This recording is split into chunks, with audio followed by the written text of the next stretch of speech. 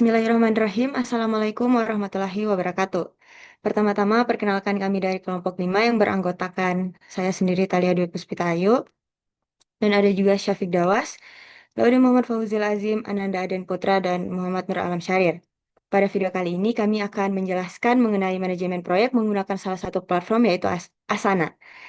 Adapun proyek yang kami bahas di sini itu berjudul Pengembangan aplikasi mobile absensi karyawan berbasis GPS. Proyek ini bertujuan untuk membangun sebuah aplikasi mobile yang memungkinkan karyawan melakukan absensi secara otomatis melalui lokasi GPS.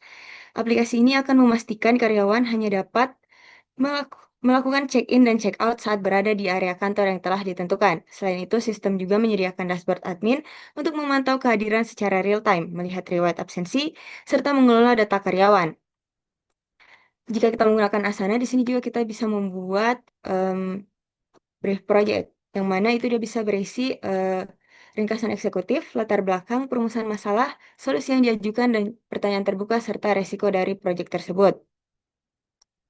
Nah, sebagai project manager, di sini saya itu bertugas untuk membagi tahapan-tahapan pada proyek ini. Adapun tahapannya di sini terbagi menjadi 5 tahap. Yang pertama ada inisiasi, yang kedua ada perencanaan, yang ketiga ada pelaksanaan atau eksekusi, yang keempat ada pemantauan dan pengendalian, dan yang terakhir ada penutup. Selain itu, di sini saya juga membagi menjadi 4 milestone. Yang pertama itu ada rencana proyek disetujui, yang kedua ada desain UI UX final, yang ketiga ada implementasi fitur inti selesai, dan yang terakhir ada bug fixing dan QA diselesaikan. Langsung saja, untuk tahapan secara spesifiknya dapat kita lihat pada halaman daftar, yang mana untuk inisiasi itu dia yang bertanggung jawab itu adalah saya sendiri, yaitu project manager. Untuk fase pertama di situ kita perlu menyusun project charter. Nah, saya sebagai project manager menyusun dokumen formal yang mendefinisikan dan mengotorisasi proyek. Charter ini menetapkan tujuan proyek, ruang lingkup awal, timeline 9 minggu, dan mengidentifikasi stakeholder utama. Dokumen ini menjadi dasar dan pedoman resmi untuk seluruh pelaksanaan proyek. Apabila dokumen project charter tadi telah difinalisasi, maka di sini saya dapat mencantumkan di sini saya dapat unggah sehingga rekan-rekan satu tim saya dapat melihat hasil final dari project charter tersebut. Ini dia, di sini saya sudah unggah. Oleh karena itu, jika tahap ini sudah selesai, di sini bisa ditandai selesai. Oke, selanjutnya di sini ada milestone pertama, yaitu rencana proyek disetujui. Karena penyusunan project charternya di sini telah selesai, di sini dia di dependensi. Ini harusnya di dependensi dari penyusunan project charter. Tapi tadi sudah terhapus. Oke. Nah, jadi milestone pertama ini hanya bisa dicentang apabila fase pertama ini telah selesai. Oke, lanjut pada fase berikutnya. Saya juga bertanggung jawab pada kick-off meeting, yang mana kick-off meeting ini adalah pertemuan resmi pertama seluruh anggota tim untuk membuka proyek secara keseluruhan. Pada tahap ini, project manager yaitu saya sendiri menjelaskan tujuan utama proyek, yaitu membangun aplikasi absensi karyawan berbasis GPS yang mampu mencatat presensi secara akurat dan real-time. Nah, untuk proses kick-off ini, itu dia berfungsi untuk memastikan semua anggota memiliki pemahaman yang sama dan siap bekerja menuju objektif yang telah disepakati. Oke, apabila kick-off meeting ini telah selesai, di sini juga bisa kita tandai telah selesai. Oke, lanjut pada tugas saya berikutnya, itu ada pada tahap perencanaan, yaitu membuat WBS, timeline, dan juga sprint. Nah, di sini untuk WBS-nya sendiri, itu saya bisa unggah juga di sini sehingga dapat dilihat oleh rekan-rekan setim lainnya. Dan untuk sprintnya sendiri, ini WBS-nya sudah terunggah. Untuk timeline, di sini kita bisa melihat pada Asana dia itu ada otomatis timelinenya. Kita bisa juga menambahkan Gantt chart. Nih, dan kita sortir berdasarkan tanggal dimulai. Sehingga dapat kita lihat pada fase itu siapa yang bertanggung jawab dan kapan tenggatnya. Oke, apabila tahap ini sudah selesai, seperti biasa kita tandai telah selesai. Selanjutnya, tugas saya yang terakhir itu ada pada bagian penutup, fase terakhir yaitu rilis aplikasi.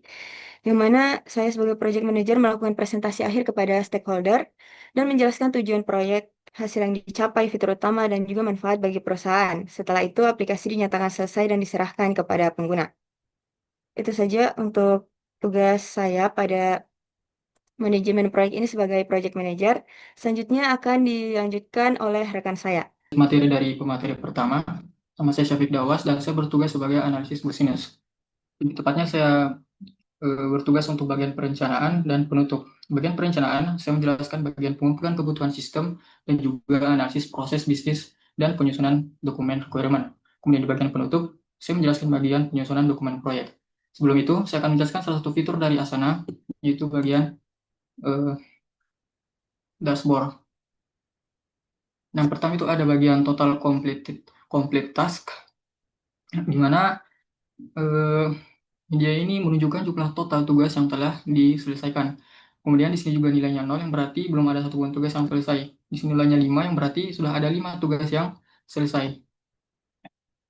Kemudian ada total incomplete task, di mana ini tugas yang menunjukkan tugas yang belum selesai. Di sini menunjukkan 42, berarti masih ada 42 tugas yang masih belum selesai. Kemudian ada total overdue task, yang di mana dia ini jumlah tugas yang terlambat, di mana dia ini akan menunjukkan jumlah tugas yang melewati batas dari deadline yang telah ditentukan. Kemudian ada total tasknya, itu adalah jumlah total dari seluruh tugas yang ada, yaitu 48. Kemudian ada total incomplete task by section, di mana ini jumlah tugas yang belum selesai berdasarkan bagiannya, di mana grafik ini membagi 48 tugas yang belum selesai ke dalam beberapa fase atau bagian proyek, di mana ini sangat berguna untuk melihat di mana beban kerja yang paling tinggi. Kemudian ada total task by completion status. Di sini dia itu menunjukkan distribusi tugas berdasarkan statusnya. Dalam kasus ini hanya ada satu kategori yang hanya ada di sini ada dua kategori yang ditampilkan, yaitu bagian yang sudah selesai dan yang belum selesai. Kemudian ada total upcoming task by Asigni, yang dimana dia ini menunjukkan berapa banyak tugas yang akan datang yang belum dimulai atau satu tempo yang ditugaskan ke setiap anggota tim. Kemudian ada task completion over time, yang mana dia ini menampilkan tren penyelesaian tugas dari waktu ke waktu, biasanya dalam bentuk garis atau area.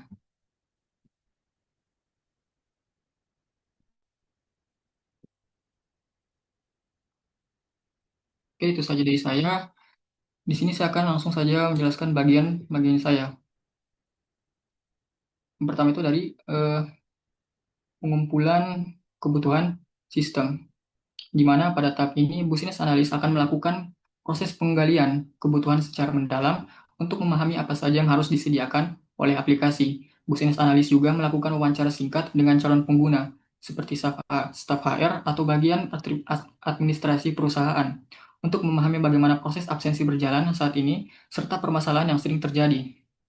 Business Analyst juga menggali kebutuhan terkait fitur-fitur utama seperti presentasi berbasis GPS, selfie untuk verifikasi identitas, pelacakan jam kerja, dan tampilan riwayat absensi. Selain kebutuhan fungsional, Business Analyst juga mencatat kebutuhan non-fungsional seperti keamanan data, performa aplikasi, batasan perangkat, serta ketersediaan offline jika memang diperlukan. Hasil pengumpulan kebutuhan ini akan menjadi fondasi bagi seluruh proses pengembangan berikutnya. Dan jika bagian ini sudah disetujui oleh kedua belah pihak, di sini bisa kita menambahkan mark complete atau tugas yang selesai. Kemudian ada juga bagian analisis proses bisnis dan penyusunan dokumen proyek, di mana di sini saya akan mengidentifikasi dan memetakan alur kerja absensi karyawan yang berlaku saat ini untuk menemukan titik perbaikan melalui solusi berbasis teknologi. Dan jika sudah selesai, juga bisa menandai bahwa tugasnya telah selesai. Kemudian ada di bagian penutup lagi, yaitu bagian penyusunan dokumentasi proyek, yang dimana ini akan mengelola dan menyusun seluruh dokumen pendukung proyek agar pelaksanaan pengembangan aplikasi berjalan terstruktur dan dapat dilacak pengembangannya. Jika sudah selesai juga bisa ditandai sebagai tugas yang telah selesai. Peran saya sebagai business analyst itu saja. Selanjutnya saya akan selanjutkan ke pemateri selanjutnya. Perkenalkan, saya Ananda Din Putra. Di sini saya berperan sebagai UI UX designer.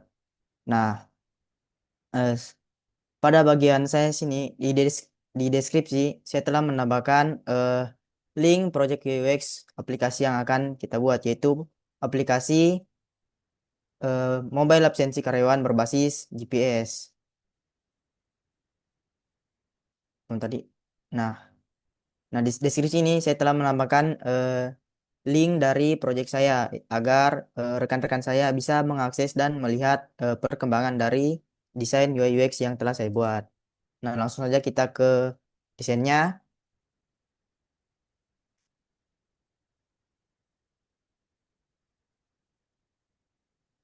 Nah, di proyek saya ini saya telah membuat beberapa halaman yang terdiri dari halaman login hingga halaman izin. Nah, langsung saja kita lihat prototipenya, preview prototipenya.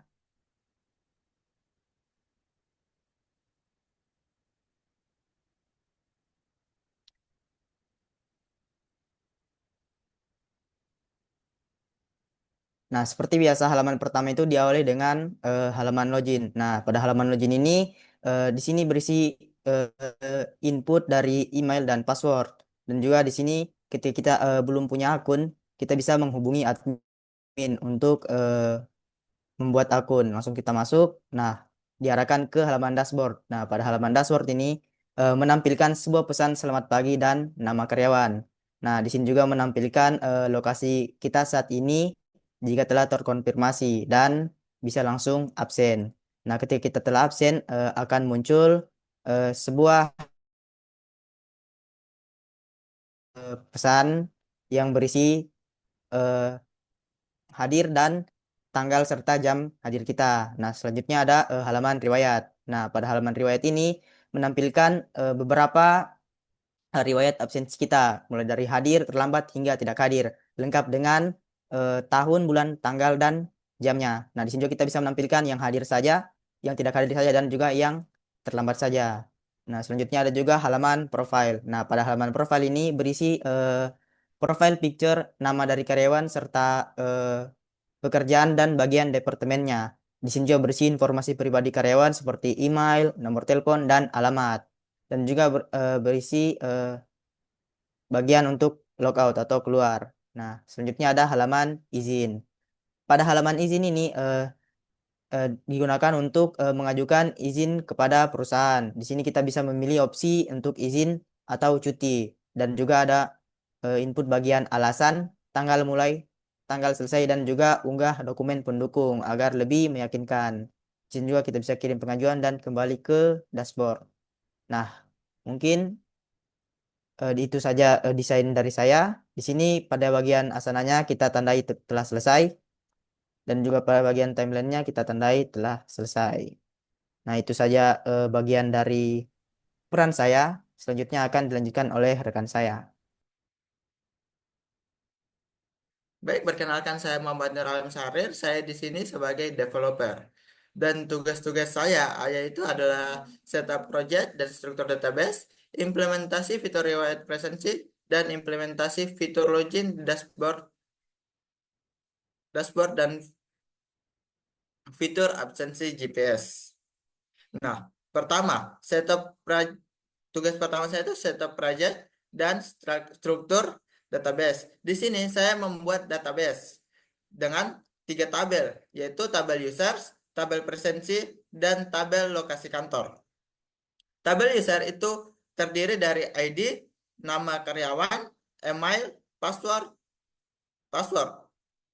Dan di tabel presensi itu terdapat ada ID, user ID, tanggal, jam masuk, jam pulang, latitude dan longitude, dan enum. Enum ini untuk sebagai tempat sebagai hadir, terlambat, atau izin.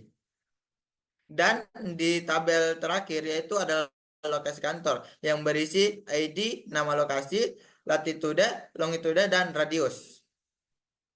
Nah, setelah saya buat struktur database, saya akan setup project. dengan mengkonfigurasi koneksi database dan instalasi project.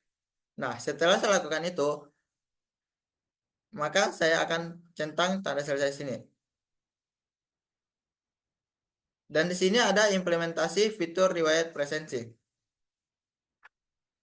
Fitur ini memungkinkan pengguna melihat catatan presensi dalam bentuk list harian atau bulanan. Developer membangun tampilan riwayat yang menampilkan tanggal, jam check-in, lokasi, dan foto selfie. Developer juga menambahkan fitur pencarian atau filter berdasarkan tanggal agar data mudah ditemukan.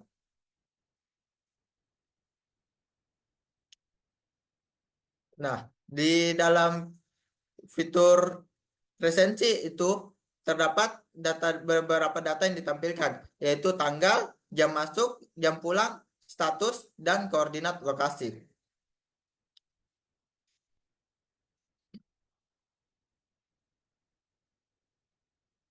Nah, setelah saya membuat fitur riwayat presensi, saya centang tanda selesai.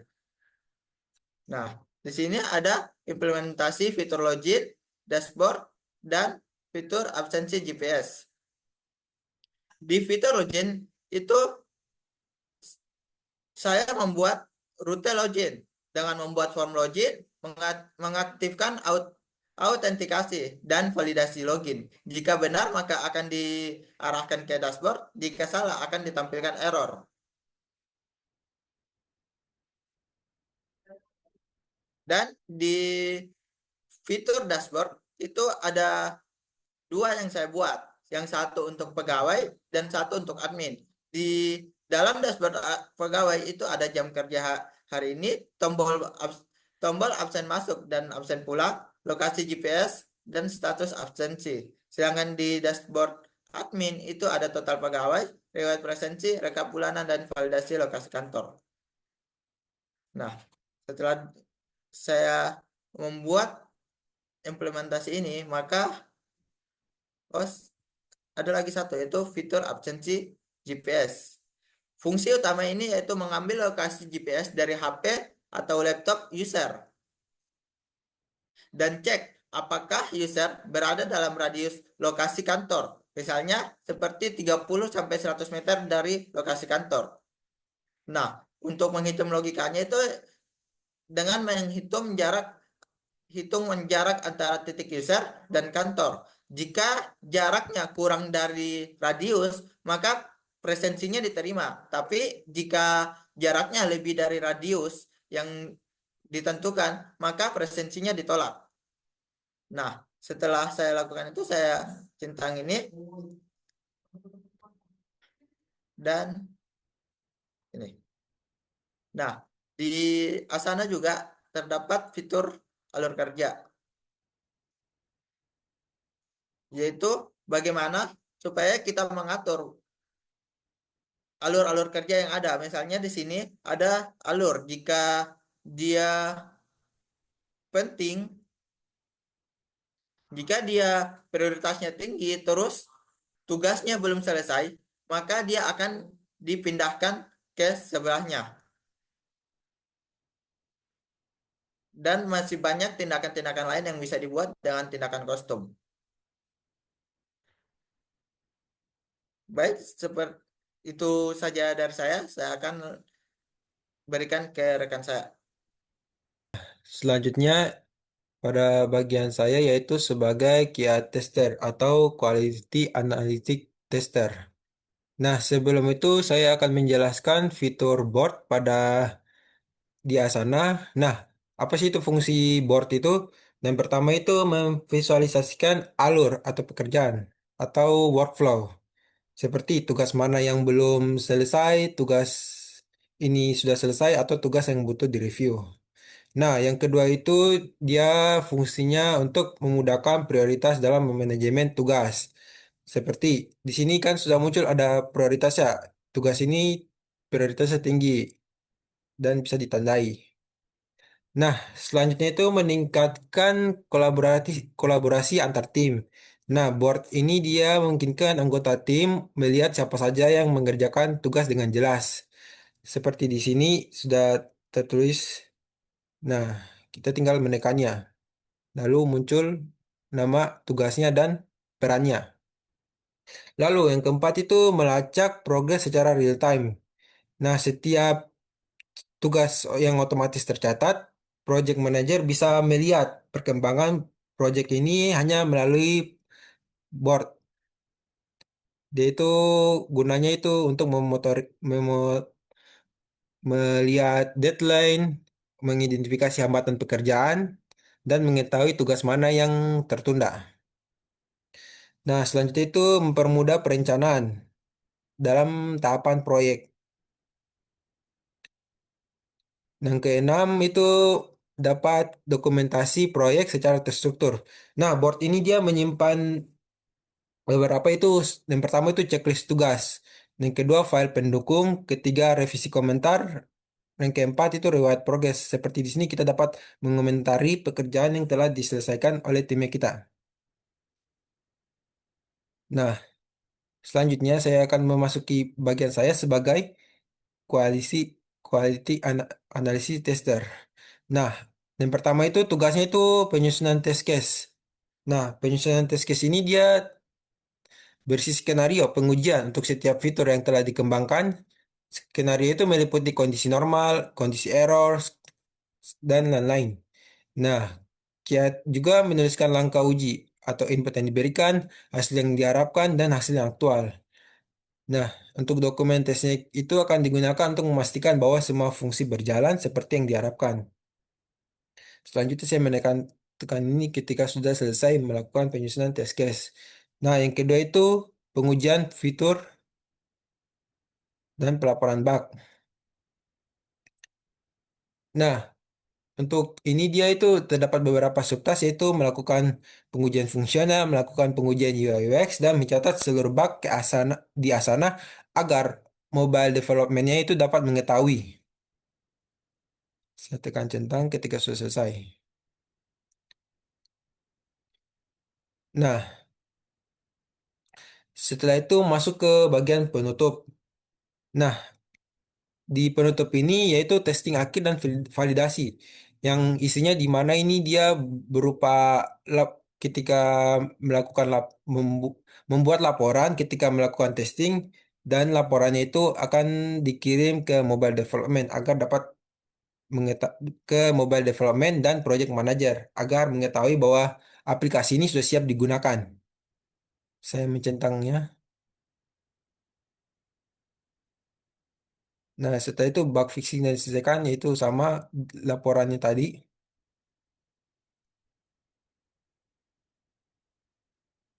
Nah, ada juga itu fitur message untuk Asana.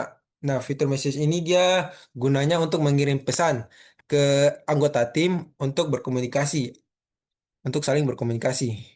Nah, itu saja dari kelompok kami menjelaskan suatu studi kasus pengembangan aplikasi mobile absensi karyawan berbasis GPS dengan memakai aplikasi Asana. Wassalamualaikum warahmatullahi wabarakatuh.